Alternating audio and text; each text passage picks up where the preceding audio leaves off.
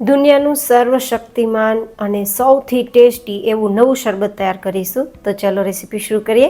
તો જેમના માટે ખાંડનો ઉપયોગ નહીં કરીએ, પણ આપણે દેશી સાકરનો ઉપયોગ કરીશું. અને જે 1 કપ છે તેનો આપણે દરદરો પાવડર તૈયાર કરી લઈશું. ખાંડ અને સાકરમાં શું તફાવત હોય છે ને, તેનો તમારે વિડીયો જોવો હોય તો ઉપર આઈ બટનમાં લિંક આપી દઈશ, તમે જોઈ શકો છો. હવે આ સાકરનો પાવડર આપણે એક એક્સ્ટ્રા વાસણમાં લઈ લેશું. અને હવે સૌથી હેલ્ધી વસ્તુ અને સ્વાદમાં ખૂબ જ ટેસ્ટી અને અત્યારે ગરમીઓમાં એસી જેવું પેટને કુલિંગ આપતી સામગ્રી જે છે 20 નંગ જેટલા નાગરવેલના પત્તા. એને સાદા પાણીથી ધોઈ લીધા છે અને હવે રફલી ટુકડા કરી મિક્સરમાં લઈ લેશું. આ નાગરવેલના પાન છે ને કફ, પિત્ત અને વાયુને કંટ્રોલ કરે છે, જેથી પેટમાં એસી જેવું ઠંડક પણ આપે છે અને સાથે સાથે લૂથી બચાવે છે અને ગેસ, અપચો, કબજિયાત જેવી કોઈ પણ પેટની સમસ્યાઓનું સમાધાન કરે છે. અને સ્વાદ તો એટલો સરસ લાગશે કે વાત ના પૂછો. હવે આપણે બીજી સામગ્રી લેશું ફુદીના.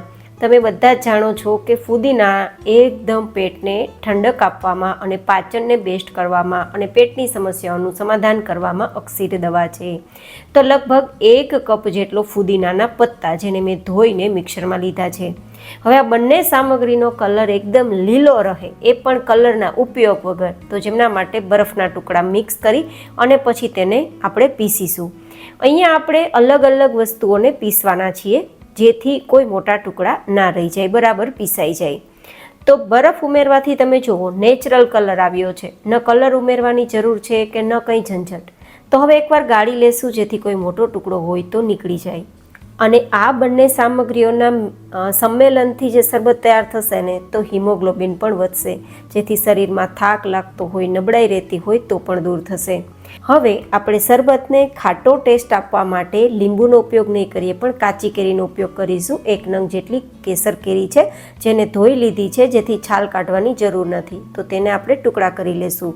અહીંયા તમે લીંબુનો ઉપયોગ કરવો હોય તો કરી શકો છો, પણ કાચી કેરી લૂથી બચાવે છે, વિટામિન સીનો સોર્સ છે, જેથી હાડકાં મજબૂત કરે છે અને પાચન માટે પણ બેસ્ટ છે.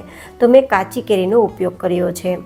આ રીતે ટુકડા થઈ જાય પછી તેને પણ મિક્સરમાં લઈ લેવાના છે. અહીંયા મેં જે ફુદીનો અને પાંદ છે ને, તેની સાથે કેરીના ટુકડા આપણે ગ્રાઇન્ડ કરવા નથી ઉમેરેલા, જેનું કારણ છે કલર આપણે ગ્રીન જોતો હતો તે.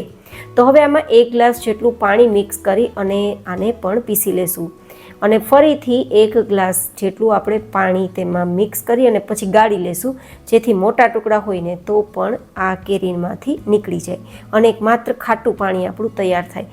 આપણે આ જે ગાળીને ઉપરનું બચ્યું છે ને, તેને ફેંકવાની જરૂર નથી. તેને તમે ડીશમાં પાથરી અને તડકે રાખી દેશો તો 2 દિવસમાં સુકાઈ જશે અને પછી તે મોટા ટુકડા છે તેનો પાવડર કરી લેશો તો આમચૂર પાવડર તૈયાર થઈ જશે, જે ખૂબ જ હેલ્ધી છે. તો ફેંકવાની જરૂર નથી. હવે આ ખાટું પાણી છે ને, તેને તમારે અથાણામાં વાપરવું હોય તો પણ વાપરી શકો છો અને શરબત બનાવવું હોય તો પણ તૈયાર છે. તો આપણે તો શરબત બનાવવાના છીએ, તો પહેલાં તો માપ કરી લઈએ કે આ ખાટું પાણી કેટલું છે. તો આપણે 1 કપ જેટલી સાકરનો પાવડર તૈયાર કર્યો છે ને, તો આપણે ઓલમોસ્ટ 2 કપ જેટલું ખાટું પાણીની જરૂર લાગશે.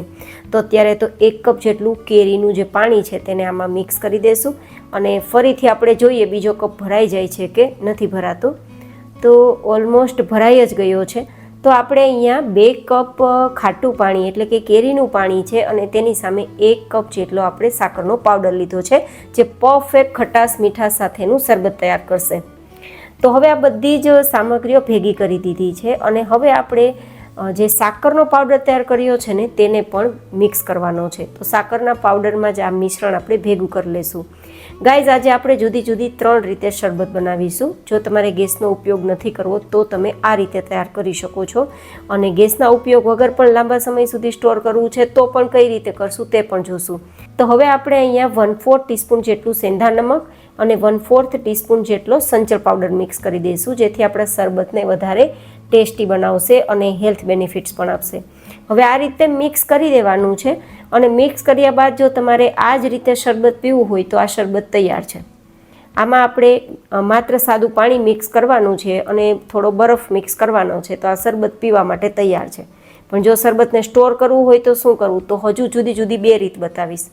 તો અત્યારે હું તમને આ જ શરબતને કઈ રીતે સર્વ કરવું ને તેની પહેલી રીત બતાવું. તો 1 ગ્લાસમાં થોડા બરફના ટુકડા થોડું શરબત અને થોડું પાણી મિક્સ કરી દઈશું અને પછી મિક્સ કરી અને ટેસ્ટ કરી લઈશું.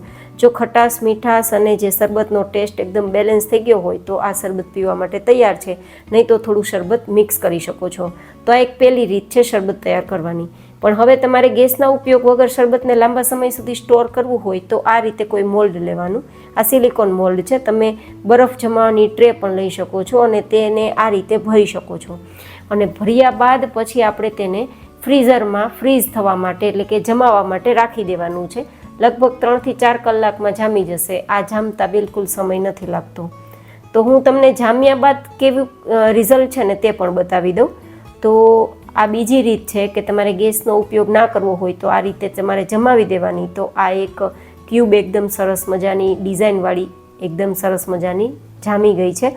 તો તમે જુઓ કેટલો સરસ લુક પણ આવી ગયો છે.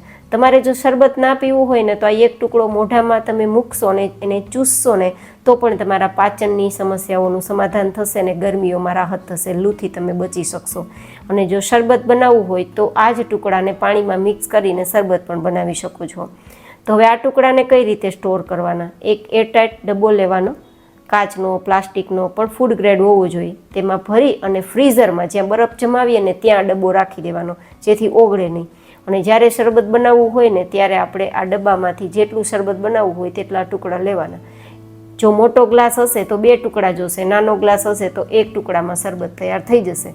તો આ ગ્લાસ મોટો છે તો 2 ટુકડા, થોડા બરફના ટુકડા અને થોડું સાદું પાણી મિક્સ કરી દઈશું તો આ શરબત તૈયાર છે. તો અહીંયા મેં તમને આ રીત એટલા માટે બતાવી છે કે તમારે દરરોજ આ શરબત પીવું હોય અને ગેસનો ઉપયોગ વગર તમારે સ્ટોર કરવું હોય તો આ રીતે કરી શકો. ક્યારેય પણ કોઈ ગેસ્ટ આવે ત્યારે બસ ફટાફટ ડબ્બાને ફ્રીઝરમાંથી કાઢો, પાણી મિક્સ કરો અને શરબત તૈયાર. અહીંયા તમારે ગેસની ગરમી ના ખાવી હોય તો આ રીતે સ્ટોર કરી શકાય ને તે હેતુથી આ શરબત તમને બતાવ્યું છે.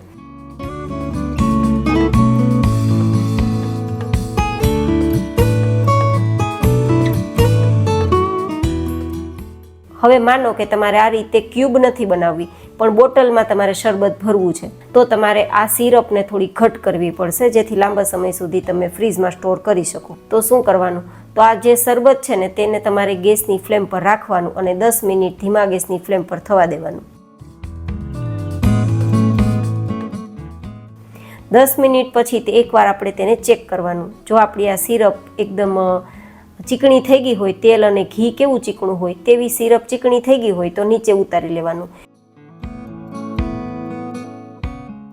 અને પછી તેને બરાબર ઠંડુ કરી લેવાનું. ઠંડુ થઈ ગયા બાદ કોઈ પણ એક બોટલ જે સારી ફૂડ ગ્રેડ હોય અને જેમાં કોઈ ખરાબ સ્મેલ ના આવતી હોય તેમાં ભરી દેવાનું. તો આ પણ એક ત્રીજી રીત છે. તમારે 3માંથી જે રીત અપનાવવી હોય એ રીત અપનાવી શકો. એક તો મેં ઇન્સ્ટન્ટ બતાવ્યું, બીજું મેં તમને ફ્રીઝરમાં ક્યુબ કઈ રીતે સેટ કરવી તે, અને ત્રીજું આ રીતે આપણે સિરપ તૈયાર કઈ રીતે કરવું તે. તો બસ હવે સિરપમાંથી જોઈએ તેટલું લઈ અને થોડું પાણી ને બરફના ટુકડા મિક્સ કરી અને પછી તમે સર્વ કરી શકો છો. આ જુદી જુદી 3 રીત મેં તમને શરબત બનાવવાની રેસીપી શેર કરી. 3માંથી કોઈ પણ રીત અપનાવી શકો છો, પણ પેટને ગજબની શાંતિ આપશે, લૂથી બચાવશે અને પેટની તમામ સમસ્યાઓનું સમાધાન કરશે અને પીતા જ પેટમાં એસી જેવી કુલિંગ પણ મળશે. આઈ હોપ કે તમને આજની આ રેસીપી પસંદ આવી હશે. પસંદ આવી હોય તો વિડીયોને લાઇક કરજો, ચેનલને સબસ્ક્રાઈબ કરજો. ફરી મળીશું નેક્સ્ટ રેસીપીમાં. ત્યાં સુધી stay healthy and stay happy.